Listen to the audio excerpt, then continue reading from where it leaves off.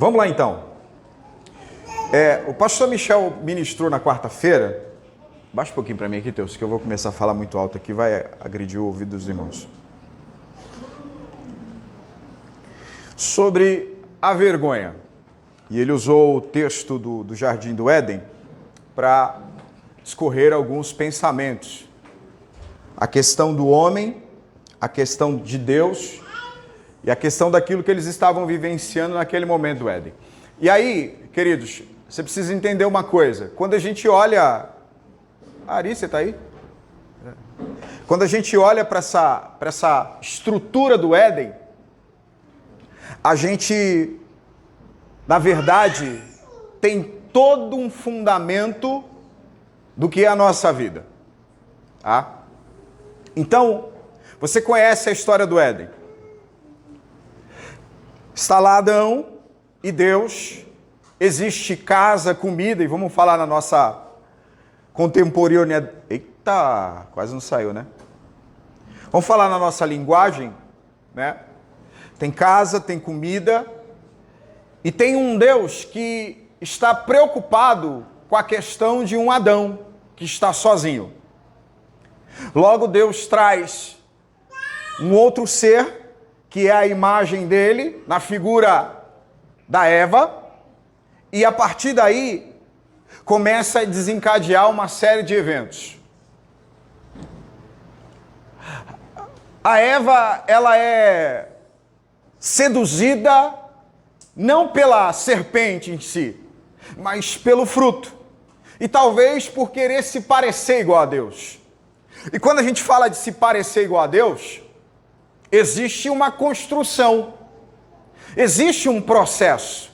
E às vezes nós, dentro de uma questão de que nós estamos vivendo numa sociedade das urgências, nós queremos pular etapas.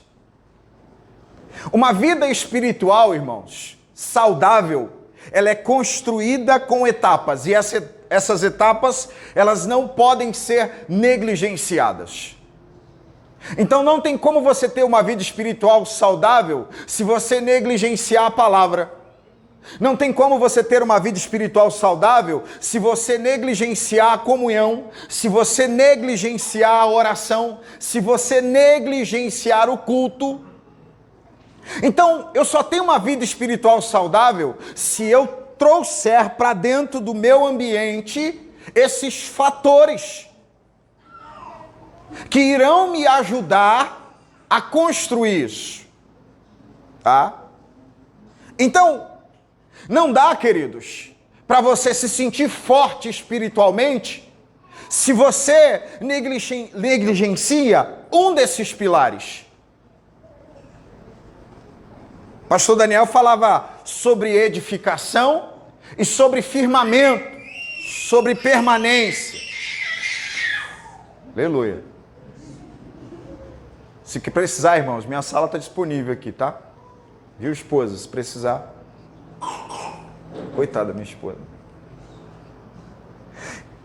Então, quando a gente tem um padrão de espiritualidade, irmãos, por exemplo, por que Deus vai falar que não é bom que o homem viva sozinho? Porque não existe santidade, irmão. Presta atenção nessa palavra. Não existe santidade se você não é capaz de perdoar. Por que o quadro do Éden não está completo? Deus está olhando para o Adão e está falando, não é bom que ele viva só. Por quê? O ápice da santidade não é apenas o culto. O ápice, o grande auge da santidade não é apenas você entrar no teu quarto, você orar, você chorar. Olha a visão de Deus em relação ao homem. O Adão jamais vai conseguir alcançar um alto nível de santidade se ele não for capaz de perdoar. O Adão jamais vai conseguir um alto nível de santidade se ele não for capaz de compartilhar, de ter uma partilha. O Adão jamais vai ter um alto nível de santidade se ele não conseguir conviver com alguém que tem as mesmas necessidades que ele. Então não pense você que você vai alcançar um alto nível de santidade apenas no teu quarto, trancado, ouvindo louvores e meditando na palavra. O nível mais alto de santidade que você vai alcançar é quando você sai fora desse ambiente e você começa a lidar com pessoas. A gente pensa que ser separado é estar fora do mundo. A gente pensa que ser separado é a gente estar distante das pessoas.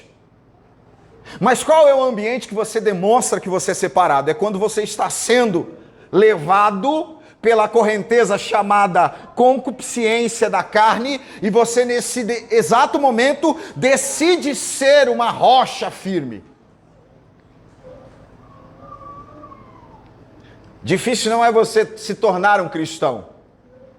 Na fala do pastor Daniel, difícil é você permanecer cristão. O maior desafio da nossa vida é justamente esse ambiente do outro. Porque num ambiente sagrado, irmãos, você não está, de alguma maneira, exposto ou exposta à pecaminosidade. Então Deus vai te levar por ambientes desafiadores. Deus vai te levar, vai colocar pessoas do teu lado que vão fazer com que você inflinja aquilo que Deus está colocando em você no aspecto de santificação. Por que essa palavra vem essa manhã, irmãos? A gente cansou de ser crentinho de modinha. Tem crentinho de modinha aqui? Diga amém. A igreja está curada ou está com medo? A gente não é mais levado ou levada por movimentos. A gente não está mais conectados a uma estrutura que nos mantém vivos na presença de Deus. Então, você está vendo o quadro histórico do Éden, aponta para tudo isso. Deus quer fazer com que você alcance um alto nível de santidade. Como que Deus vai fazer isso? Vai colocar um chefe chato no teu encalço. Deus quer que você alcance um alto nível de santidade. Vai colocar um amigo, um companheiro, que vai ao tempo todo testar a tua paciência e provar o teu eixo de centralidade. Deus quer te levar a um alto nível de santidade. Ele vai começar a te levar para um ambiente que produz desafios e problemas. Deus quer produzir um alto nível de santidade em você. Vai colocar você diante do suborno, diante da tentação, diante do adultério, diante da pornografia. Para quê? É nesse momento em que você cresce em santidade. Porque o nível de santidade não é atestado quando você está orando, irmão. O nível de santidade não é atestado quando você está no culto. O nível de santidade é atestado quando você está longe das pessoas que sabem que você é cristão, mas você está diante dos olhos de Deus. Então, onde você atesta o seu nível de santidade?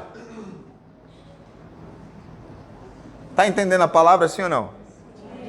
A gente pensa que o nosso maior nível de santidade é quando nós estamos aqui. Aqui todo mundo é crente, irmão. Aqui todo mundo dá glória a Deus. Aqui ninguém fala palavrão.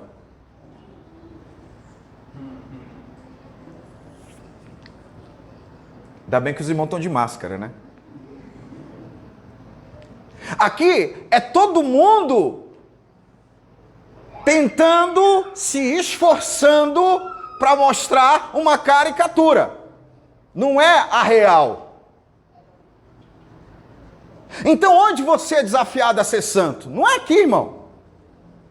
Ah, mas aí você leu no Velho Testamento que o cara, se ele entrasse no santo do santo em pecado, ele morria. Isso te assombrou. Só que o véu do templo se rasgou, irmão. E não existe mais uma antessala que é favorecida para que a presença de Deus se estabeleça. Você sabe onde Deus está? Em todo lugar. Você sabe onde é o campo de santidade? Em todo lugar. Você sabe onde Deus está te dando crescimento e fortalecimento? É justamente nesses ambientes a qual você é testado e provado.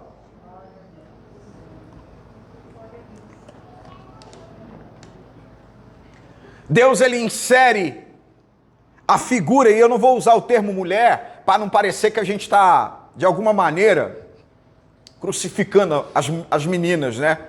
Inclusive os pregadores, quando pregar, não fale dessa maneira pesada. Ah, a culpa é da mulher, a culpa... Não. A culpa é do ser igual a Adão, que também é Adão. Então, quando entra uma outra figura parecida com Adão no Éden, o que ocorre? Aí começam as coisas a acontecerem num outro caminhar. E aí você precisa entender uma coisa. O pastor Michel falou uma palavra muito poderosa quarta-feira. A vergonha não é um plano de Deus para a sua vida. Quantos acreditam nessa palavra? A vergonha não é um plano de Deus para a nossa vida. Eu não sei o que você está vivendo hoje. Eu não sei o que você está enfrentando. Mas se tem uma coisa que é constatado na palavra, inclusive o texto vai falar que para cada dia de vergonha haverá honra dupla. Porque Deus se incomoda com esse ambiente de vergonha que você está vivendo. Deus não está feliz com a sua vergonha. É claro e é óbvio, o ponto de vista da vergonha, ele é subjetivo para cada um. Por exemplo, a Lia, que era a segunda mulher do Jacó, se eu não estou enganado, ela tem dificuldade porque não é amada. E ela se sente envergonhada por causa disso. E à medida que os filhos vão chegando, ela vai dizendo, Deus está me livrando da vergonha. Por exemplo, para Saul, vergonha é quando Jonatas ama Davi. E ele vai dizer a Jonatas, você não tem vergonha de... Saul está querendo dizer a ele, você está abdicando do trono que é nosso, e você está dando ele a outro. Então você percebe que a vergonha, ela é ponto de vista. De maneira que, quando é que o Adão e a Eva percebem esse momento de vergonha? É a autoanálise. Os olhos se abriram, eles olharam para ele e aí eles perceberam. Estamos nus. Então quem observa isso? Não é alguém de fora. São eles mesmos. De maneira que, quando a gente fala isso, talvez para você, nesse dia, vergonha é o seu emprego.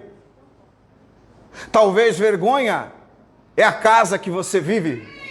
Talvez vergonha é a condição financeira que você enfrenta. Talvez vergonha é a condição que se encontra a tua casa, a tua família. Então você percebe que o ambiente da vergonha é diferente para cada um de nós. Mas uma coisa que eu quero nessa manhã te incentivar é que a tua vergonha não pode ser algo que te afasta de Deus. Não pode ser o motivo que leva você a sair da presença de Deus. E quando nós falamos na palavra vergonha, nós estamos falando de uma forma bem abrangente, porque, queridos, todos nós aqui temos problemas, sim ou não? Quem passou muita luta essa semana? Ninguém?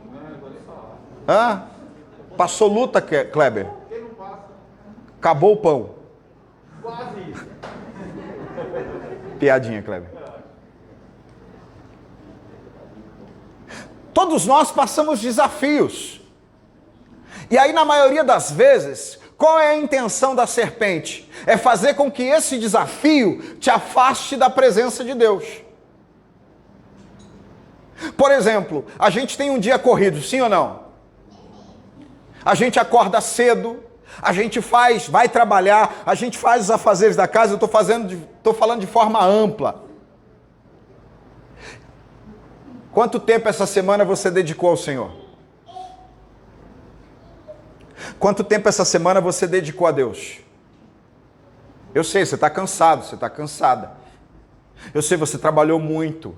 Eu sei. Mas quanto tempo de dedicação você tirou para Deus?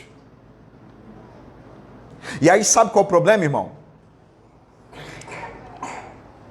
A maior vergonha nossa é quando a gente usa essa vida corrida para chegar diante de Deus e supostamente justificar a nossa ausência em Deus.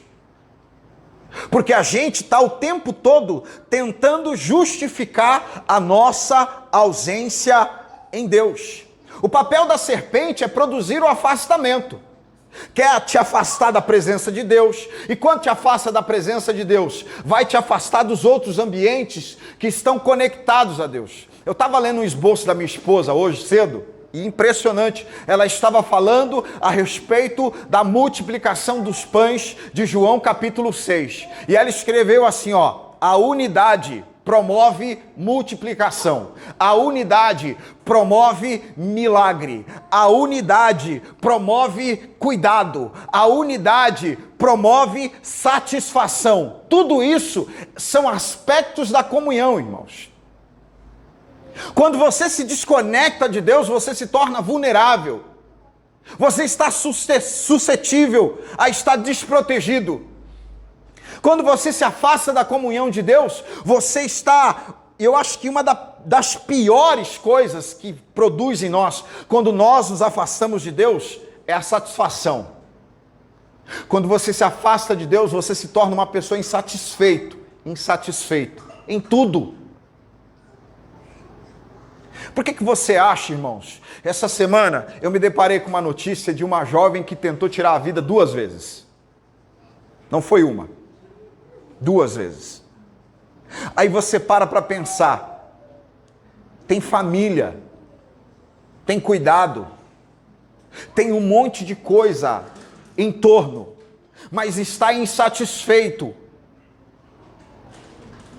Não tem como, irmãos, a gente não fazer uma matemática. O que está faltando? Se você tem tudo e você está insatisfeito com a vida, e quando eu falo desse tudo, eu estou falando da matéria que a gente pode apalpar e pode tocar.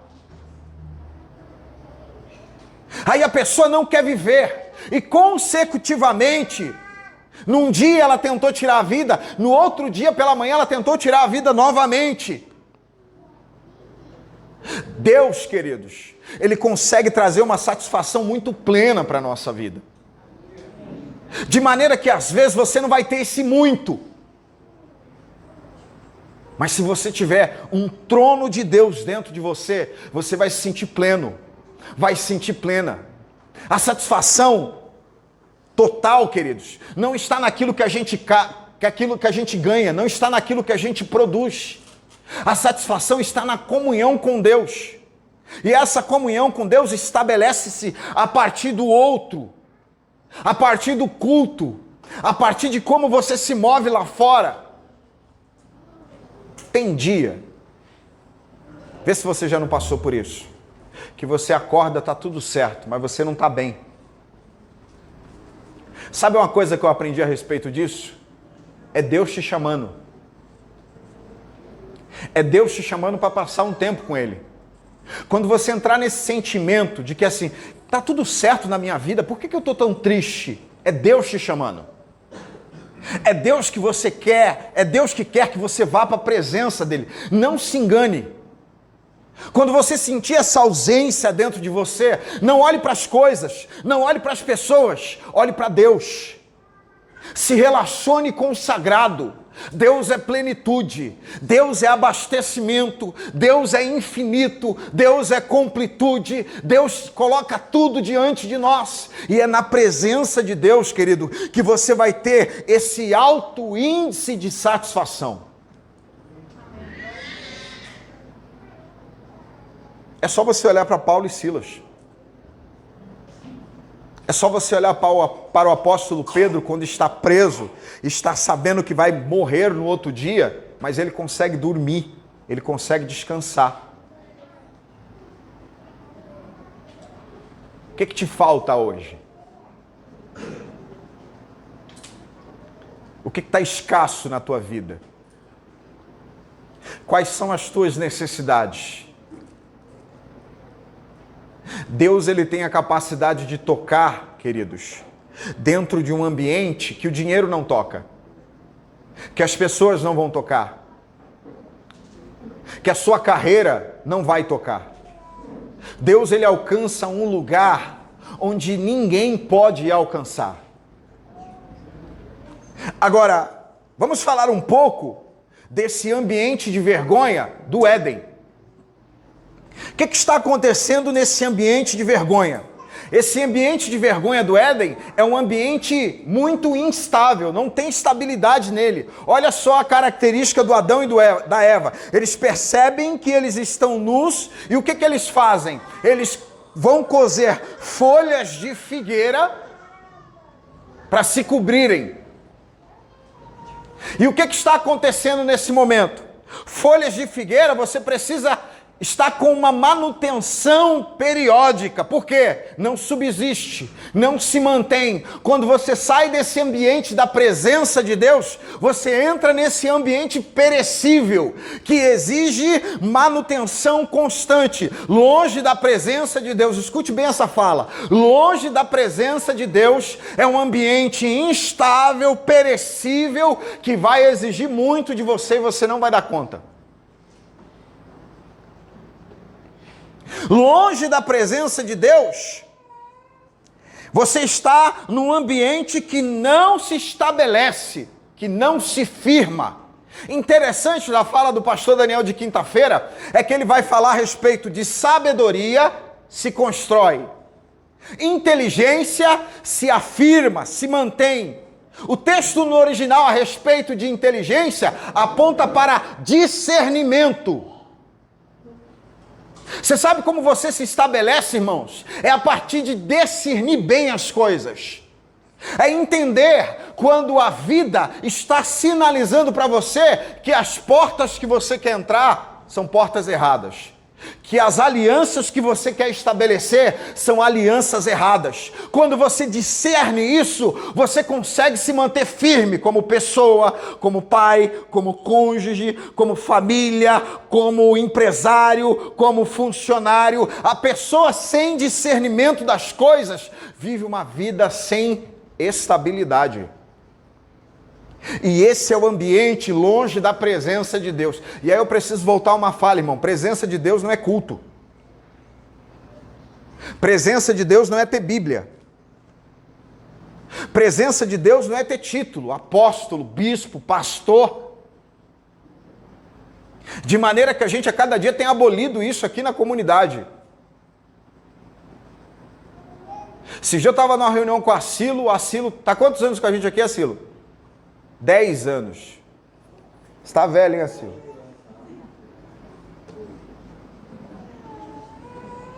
Ele falou assim, quando eu vim para cá, o meu negócio era o ativismo. Eu queria ser isso, eu queria ser aquilo, eu queria ser aquilo outro, eu queria ser aquilo outro. Aí ele sentado à mesa do café, ele disse, eu não quero ser mais nada. Só quero servir. Você consegue entender como a chave vira? Porque quando eu estou me movendo pelo status que eu vou receber, o meu movimento não é genuíno.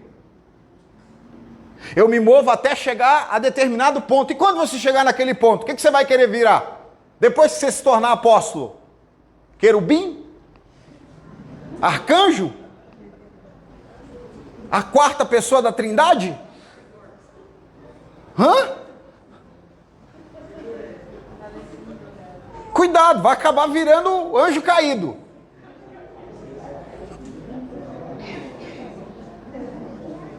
É a síndrome, irmão, de Satanás. Ele está se movendo pelo status. De maneira que ele chega, eu vou colocar o meu trono acima do trono de Deus. Porque chegou um momento que ele não tinha mais para onde crescer. E quem se move pelo status, chega um momento que ele vai querer usurpar o lugar de alguém. Agora, quando você se move pelo serviço, querido, não tem problema. O serviço não te aprisiona. O serviço, quando você se move apenas pelo servir, pelo prazer da obediência, você está entendendo? Ele te mantém dentro da integridade. E aí quando nós falamos do serviço, não é só servir o pastor. Você tem que servir. Do mesmo jeito que você serve a água para o pastor, viu, Asilo? Do mesmo jeito que você serve a água para o pastor, você tem que servir para o Michel. É o mesmo serviço. Não leve em consideração o Michel, não.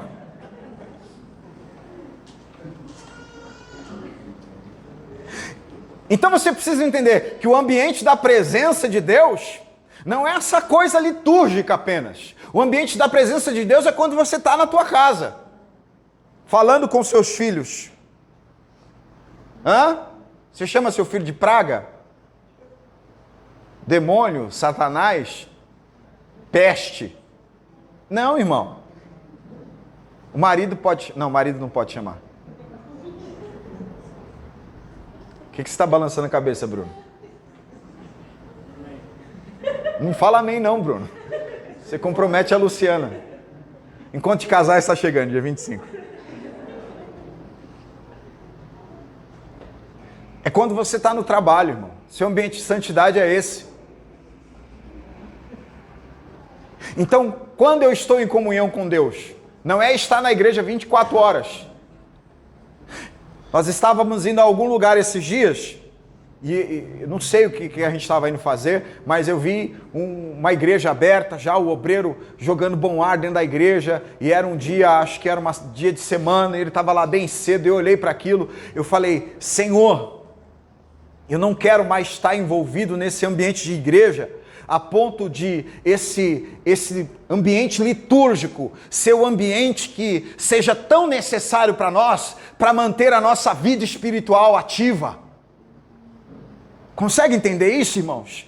A igreja, ou esse ambiente, seja aqui ou seja onde for, não pode ser a essência para manter a tua vida em Deus ativa, para manter a tua comunhão com Deus. E não estou dizendo que o ajuntamento não é necessário, mas eu preciso entender que o lugar onde eu tenho que buscar santidade não é apenas aqui, e o lugar que eu sou mais desafiado na santidade é onde tem os subornos espirituais, é onde tem a contaminação espiritual. Olha só a coisa do Daniel, ele está na Babilônia, ele está rodeado de riquezas, ele tem diante dele a mesa do rei para se servir, e ele lá nesse ambiente, não foi em Jerusalém no lugar do culto, não foi diante do sacerdote, diante dos pagãos, irmãos. O Daniel decidiu, esse lugar é o lugar que eu vou aumentar o nível de santidade da minha vida.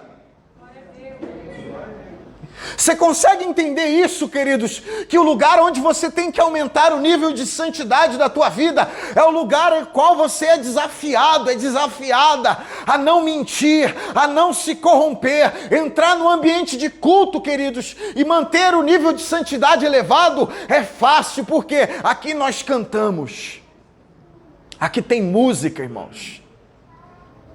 Aqui tem glória, aqui tem falar de línguas, tem profecia. Aqui quando a gente entra aqui, o ministério de louvor fica louco. Mateus começa a tocar ali, a gente, meu Deus! Sim ou não? A Bel, quando começa a dar aqueles pulinhos dela aqui assim, ó, a gente entra nessa atmosfera. Mas presta atenção, você entra na nuvem e quando você sai daqui, você sai da atmosfera. Deus quer que você leve essa atmosfera de santidade por onde você for.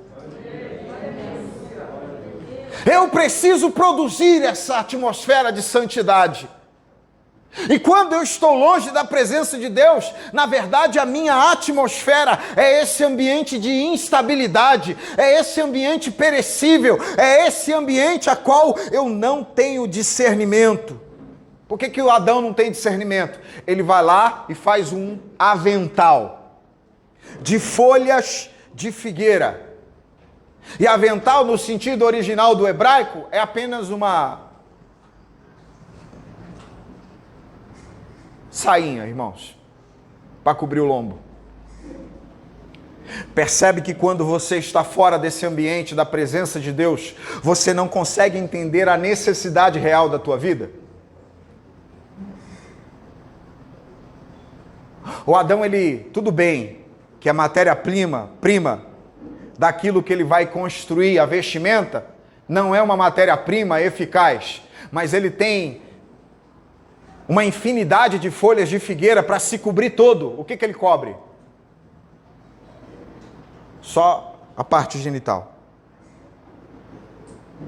Quando você está fora da presença de Deus, você não consegue ter a percepção da tua necessidade real, de maneira que você pensa que você precisa disso, que você precisa daquilo, que você precisa daquilo outro. Talvez hoje você está aqui assentado, assentada, e você está pensando, eu preciso ganhar mais, eu preciso ter uma casa maior, eu preciso ter um carro novo, eu preciso ter isso, eu preciso ter aquilo, quando na verdade a gente não sabe, quando nós estamos fora desse ambiente da presença, a nossa real necessidade. Por que você fala isso, bispo? Porque depois vem Deus e Ele sacrifica um cordeiro e Ele vai dar uma túnica a Adão e Eva. E a túnica cobre todo o corpo. O olhar de Deus, Ele tem muito mais cuidado por nós mesmos do que o nosso próprio trabalho. Por isso, é muito mais valioso eu e você estarmos diante da presença de Deus do que estarmos preocupados e ansiosos em construir as nossas próprias vestes.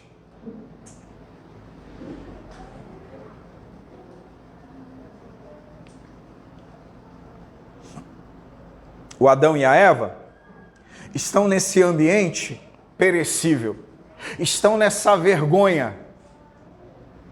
E a vergonha maior de Adão e Eva é não assumir o erro.